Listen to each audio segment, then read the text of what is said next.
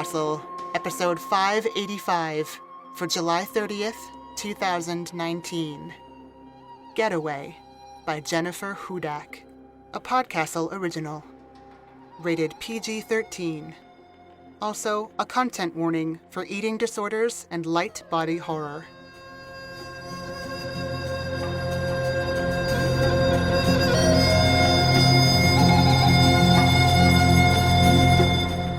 Hello, and welcome to PodCastle. I'm your host, Setsu Uzume. The Flying Castle is setting down by a summer lake this week, and I hope you brought sunscreen. Today's story, Getaway, was written for you by Jennifer Hudak. Jennifer Hudak is a speculative fiction writer fueled mostly by tea. Her stories have appeared in Daily Science Fiction, Apparition Lit, and the Flame Tree Press anthology Endless Apocalypse. Originally from Boston, she now lives with her family in upstate New York where, in addition to writing, she teaches yoga, knits tiny pocket-sized animals, and misses the ocean. For more info, visit jenniferhudackwrites.com. This week's narrator is our own Jen Albert. Jen R. Albert is an editor, writer, and former entomologist. She is co-editor at PodCastle, an award-winning fantasy fiction podcast and magazine, and works full-time as an editor at ECW Press, a medium-sized independent publishing house based in Toronto. At ECW, Jen enjoys working on a diverse array of books. Her acquisitions interests include speculative fiction, popular science, and LGBTQ fiction and nonfiction. Along with her co-editor, Jen was nominated for the World Fantasy Award for her work on PodCastle in 2018. You can follow Jen on Twitter and Instagram at Jen R. Albert. And now, grab a towel, mind the depths, and enjoy the story.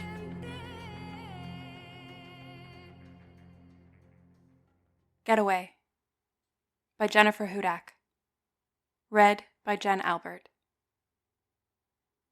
10 days after her family installed themselves in their summer cottage on Greenpenny Lake, Lena separated from her body for the first time.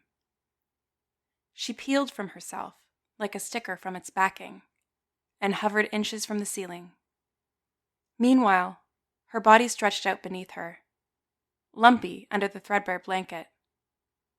The rise of her belly, the slack softness of her cheeks falling back toward the pillow, the thickness of her neck. Then she plummeted back inside her breathing, sweating flesh.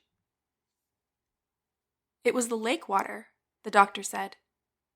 Not the separation, she hadn't told them about that, but the vomiting and diarrhea that had preceded it. Something about blooming algae, E. coli, something else that started with a G or a K. Swimming in Greenpenny Lake was unpleasant in all kinds of ways, even before Lena swallowed a stew of dangerous microorganisms. Seaweed clogged the water near the shore, and shells from the invasive zebra mussel lurked in the silt, waiting to slice open an unwary bather's foot. Lena had read, too, about the bodies in Greenpenny Lake. Rumor had it that every year someone drowned and the water was so deep that no one had ever found them. Lena had protested this vacation for the first 2 stifling days by wilting inside in the un-air-conditioned cottage, perspiring on the stained furniture and fighting to find a reliable Wi-Fi connection, before grudgingly following her father's advice to get outside and go for a damn swim. She wouldn't separate until a week afterwards, but Lena knew. This was where it happened, that first swim in Greenpenny Lake. Her bathing suit had shrunk during the off-season, or else Lena had grown. The fabric strained and sagged in all the wrong places. The oatmeal she'd eaten that morning was a huge mistake. Even without the sugar and the raisins, it was too much to hide under a bathing suit. She wrapped a towel around herself from armpit to knee as she walked down to the dock, and only removed it when she was ready to slide into the murky lake. Underneath the water, her thighs ballooned. Lena ducked down so the water covered up to her shoulders. A pair of small girls chased each other along the sand in front of the next cottage, their bellies proudly pooched out between the tops and bottoms of their little girl bikinis. In contrast, Lena felt heavy and ungainly, a sinking weight anchoring itself in the silt. That day on Greenpenny Lake, Lena had hidden beneath the water and wished she could make herself evaporate. Skin, muscle, and the dimpled layer of fat in between. She'd wished for freedom from her body's bulk. And then some bacteria or parasite or virus seeped in through her mucous membranes, hijacking her digestive system so that it emptied over and over again, until her body vomited up Lena herself. She bobbed like a cloud near the ceiling and looked down at her body, bloated and soft and alien. Here in Green Penny Lake, she'd made a wish, and that wish was answered. The doctor at the clinic seemed unimpressed. He wrote Lena a prescription and told her parents to make sure she stayed hydrated. Her mother bought off-brand ginger ale from the cramped grocery store in town to entice Lena to drink. Lena turned the bottle to look at the calories printed on the nutrition label, and her stomach rolled over at the thought of all that sugar. "I think I'll just have water." "Bottled water only from now on," her mother announced. "I just bought a case of it." Lena's father poked his head into the kitchen. "Sweetie, the tap water is perfectly safe." "I don't care. I'm not taking any chances. No tap water and no swimming." "We still have the cottage for 2 more weeks," her father protested. "If we can't swim, we may as well go home early." "No," said Lena. She wasn't even sure she spoke out loud until she saw her mother pause with one hand on the refrigerator door. "You're sick, honey. Don't you want to be in your own bed?" Outside the window, the sun was setting over Green Penny Lake. Lena's stomach cramped and her vision blurred, but the pink and orange painted wavelets held the promise of release, of escape. "I'll be fine in a day or 2. I promise. And it's nice here." Her mother's eyes narrowed with worry. "Are you sure you want to stay?" Lena nodded, making the movement as small as possible and breathing through her mouth to ease the nausea.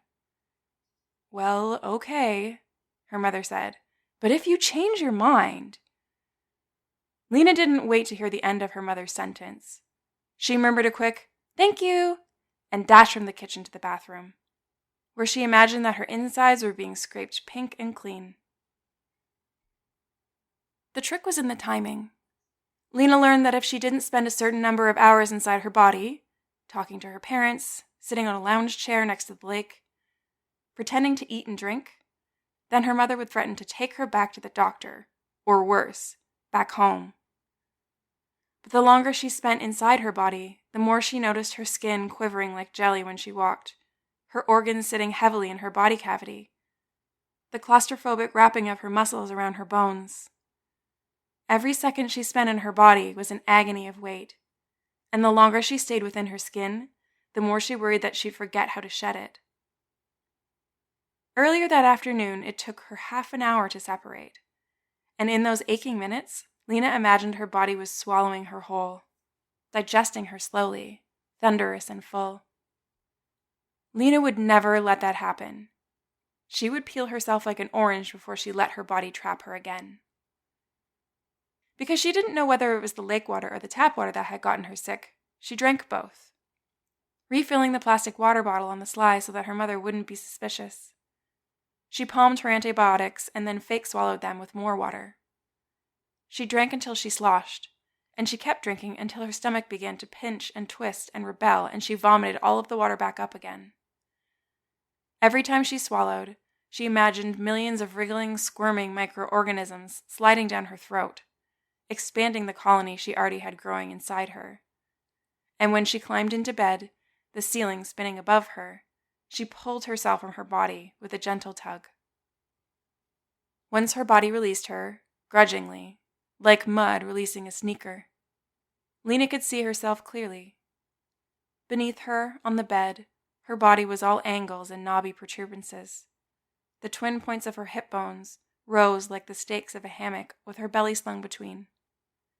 The creatures in the water were carving away the excess, sharpening her cheekbones and her elbows, polishing her joints, whittling her fingers down to twigs, until both she and her body distilled to their purest, sharpest essence.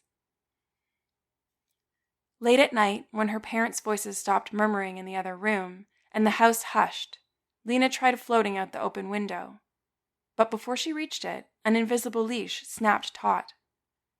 Every time she yanked against it, it yanked back. Even separate from her body, she found herself still tethered to it. Frustrated, she squirmed against the corners of the room. Meanwhile, her body glowed in the moonlight, inert and inescapable. Underneath the covers, underneath her skin, the colony grew, replicating itself, forming a nation. The next night, after drinking 4 bottles of lake water, she locked herself in her room again. This time she reached the window frame before the leash pulled taut. She lingered there, half in the room with her body and half outside with the lake, until morning. Lena sat in the plastic lawn chair with a paperback in her hands, rubbing her fingers along the frayed pages instead of reading. Inside the house, her parents argued, unaware of how their voices carried down onto the lawn. "She's sleeping too much, don't you think?" her mother said. "She's still recovering," her father answered. "Plus, she's on vacation. Sleeping too much is what vacations are for."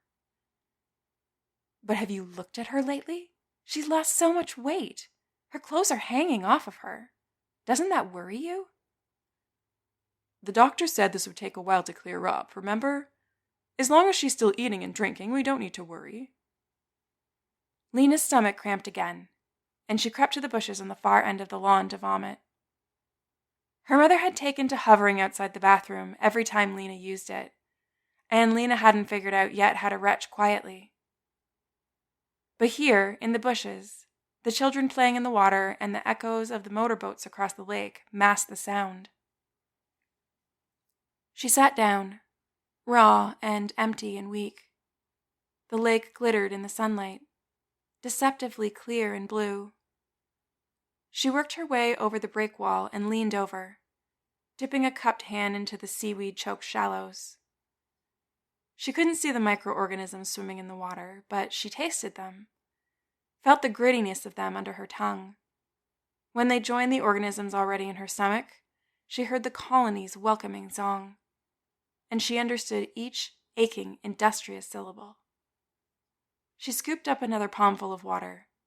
The more she fed the colony, the more quickly they multiplied inside of her, tracing her outlines from within, busily redrawing her boundaries. She approached a tipping point when the microorganisms would outnumber her own cells, when Greenpenny Lake would fill both chambers of her heart. After she drank as much lake water as she could hold, she trudged back to the lawn chair and sank into it. Her body released her instantly, flinging her skyward.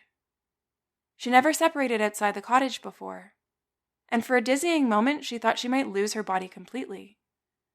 Then the leash once again snapped into place. With her body anchoring her to the earth, Lena drifted lakeward. The breeze blew through her as though she were made of gauze, insubstantial and floating. A shriek and a giggle drew her attention down below, where one of the young girls ran across the dock and leapt into the air. To Lena, it looked as if the girl hung suspended at the apex of her jump, before gravity pulled her down to the lake with a splash. Lena remembered what it was like to wear her limbs like a comfortable sweatshirt, to inhabit her body so joyously and thoroughly. She remembered what it was like to be whole. When she returned to her body, it felt like forcing a foot into the wrong shoe, one that pinched the toe and blistered the ankle. That night, she tried to cling to her ill-fitting body, but it expelled her as soon as she lay down in bed. The air in the room shimmered and thickened, like silt-disturbed water. Lena hovered over the husk of her body and watched it transform into a corpse floating just beneath the surface of Greenpenny Lake. Bloated and discolored, eyes wide and unseeing, swollen tongue protruding from grimacing lips. It absorbed water like a sponge, rounding and descending, until it burst, releasing billions of microorganisms back into the lake. Then her skeleton, with its remaining shreds of skin and tissue, sank like a stone to the bottom. She felt the leash that tethered her body begin to loosen and dissolve. Or perhaps it was she who was dissolving. Lena grasped for herself. She tried to knit herself back together, but her hands were no longer her own. They belonged to Greenpenny Lake, and the water weighted her down like a blanket. In the morning, Lena's body rose from the bed without her. It walked to the kitchen and accepted a plate of scrambled eggs and buttered toast from her mother, and then she ate the whole thing. Without weighing it, without scraping off the butter, without asking if her mother had used skim milk or cream in the eggs. Lena watched her mother blink back tears and hug her body, watched her body return the hug. The physicality of the scene nearly overwhelmed Lena, where she bobbed overhead. She tried to remember what it felt like to eat eggs and toast, but she had no teeth to chew, no tongue to taste. She tried to remember what it felt like to receive a hug, but she had no shoulders or waist to encircle. At the end of the week, Lena's body packed her clothes in her suitcase and piled it into the trunk of the car. Then it sprawled in the back seat the way Lena used to, legs stretched out, shoulder resting against the window, seatbelt gently holding everything in place.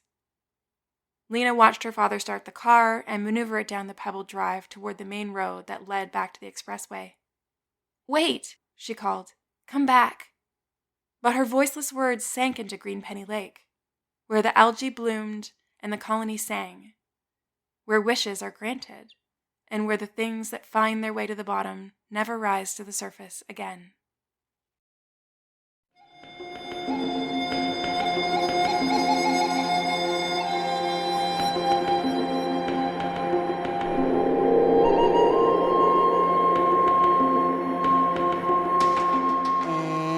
Welcome back. Tim O'Brien was talking about war when he wrote The Things They Carried. Letters in a backpack, a good luck stone under the tongue, compresses, extra rations, obsessive symbols of things that might have been or never were or may yet come to pass. Lena seemed to carry her body in a similar way, but she couldn't put it down. It transformed into this external, separate object at the mercy of everyone's influence but her own. From the doctor, to her parents, to the ever-multiplying gut bacteria, until there was no room for her anymore. What good is purity if no one can live there? If you see this trap starting to close in, cut yourself some slack. It's the only way to slip free. That was our show for this week. On behalf of everyone here at PodCastle, our audio engineer Peter Baravesh, our forum moderator Ossicat, your co-editors Jen Albert and Sheree Clark, along with all of our fantastic first readers, Crystal Claxon, Matt Dovey, Aidan Doyle, Ebony Dunbar, Amalia Harrington, Kai Hudson, Ekpeki Oganachoe, Devin Martin, Catherine McMahon, Ace Ratcliffe, Julian Jarbo, Craig Jackson, Julia Patt, Hamilton Perez, and Eleanor Wood. Thanks for letting us share another story with you. PodCastle is part of Escape Artists Incorporated and is distributed under the Creative Commons Attribution, Non-Commercial, No Derivatives 4.0 International License. Feel free to share it, but don't sell it or change it. Our theme music is by Shiva in Exile. If you like what you heard of our episodes, head over to patreon.com/EAPodcasts and subscribe. We'll be back next week with another tale. See you then.